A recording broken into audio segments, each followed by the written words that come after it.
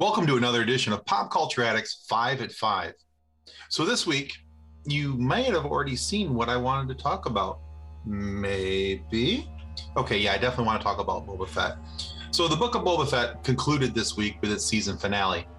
And the show's kind of received a lot of flack. Some of it may be warranted, some of it maybe not. It's up to personal opinion, right? So you like what you like, I'll like what I like, everybody goes away happy.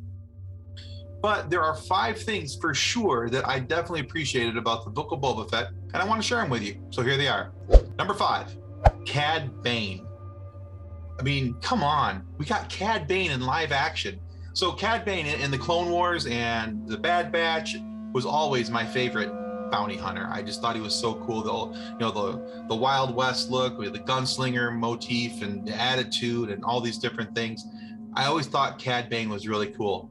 And so to see him on the Book of Boba Fett on Tatooine, walking up to Cobb Vanth, as soon as I saw his silhouette, I knew exactly who it was.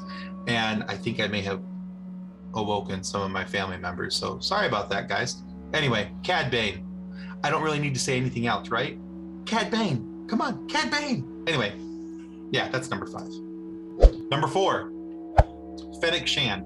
So Ming-Na Wen has played Fennec Shand, and she has voiced her in the animated version of her as well. And frankly, to see her come to the bigger screens, shall we say, has been really cool. And to get to know Fennec a little bit better and to see her personality kind of get fleshed out and see her as a character, not just a bounty hunter, and get to know her again as more than just a bounty hunter has been really cool. And then to see the relationship that's been developing between the friendship, really the appreciation of each other's skill sets and knowledge bases between Boba and Fennec has been really cool.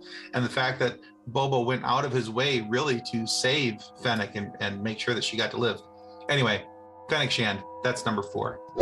Number 3, let's talk about the 1,000-pound Wookiee in the room, Black Krrsantan.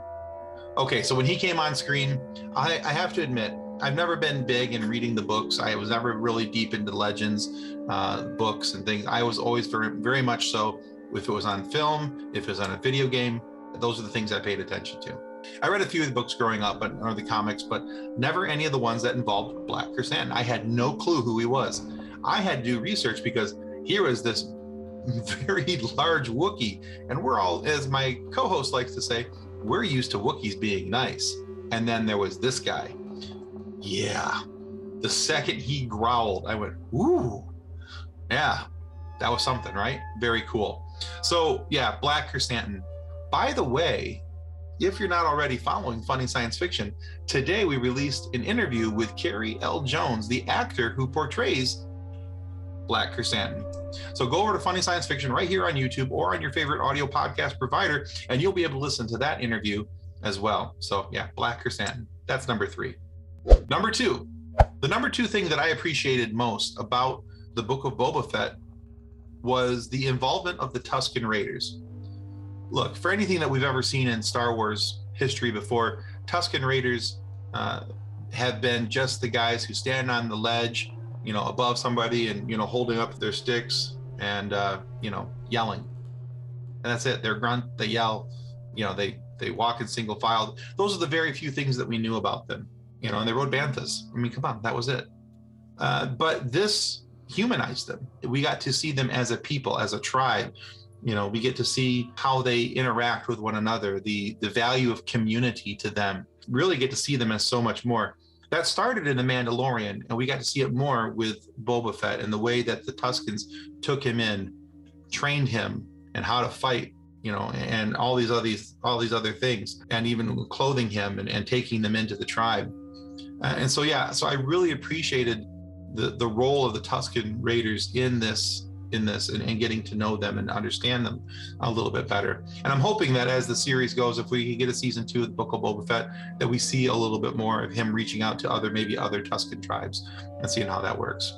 Number 1, the big enchilada. That's right. Number 1 on the list of 5 at 5 for today He escaped from the Sarlacc pit.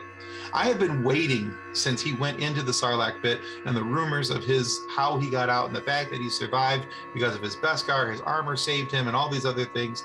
I have been waiting to see that hand punch up through the sand. So getting to see that for me as a lifelong Star Wars fan, really very cool. And then you take that from not only just escaping the Sarlacc pit, but also getting to see Boba Fett in something more than just little snippets here and there, because he's been a background character. He has lived in people's minds for 30 plus years, and we've played him up to be this iconic character, which he is, but we've played him up to be so many things. And so having the opportunity to see this come to fruition, the opportunity to see the hand punch through the sand, watch Boba become something more than just a bounty hunter. Well, you know what? I'm here for it. And I sure hope there's a season 2 because I'll be here for that as well. Oh, and by the way, the whole Grogu Mithril thing, choosing Mando. Yeah, that's cool. I like it. Can't wait for Mando season 3. Bring it on, Star Wars content. Anyways, guys, that's the 5 at 5 this week for Pop Culture Addicts. Check us out, not only here on YouTube, but make sure that you listen to our weekly interviews. You can find them here on YouTube, but also on your favorite audio podcast provider. Thanks, guys. Don't forget to hit that subscribe button.